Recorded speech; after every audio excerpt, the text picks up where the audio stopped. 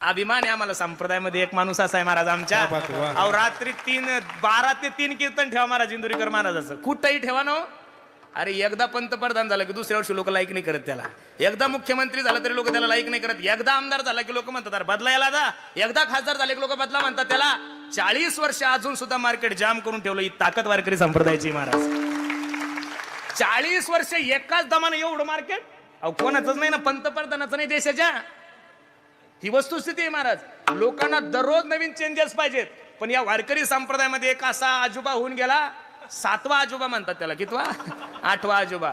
जेव्हापासून इंदुरीकर बाबा मार्केटमध्ये, तेव्हापासून तर आजच्या तारखेमध्ये मार्केट तेच आहे. आणि टाइम कोणताही असू द्या, टाइम कोणताही ठेवा तुम्ही, ते काय आमच्यासारखं टाइमवर कीर्तन नाही, ते देतील तो टाइम.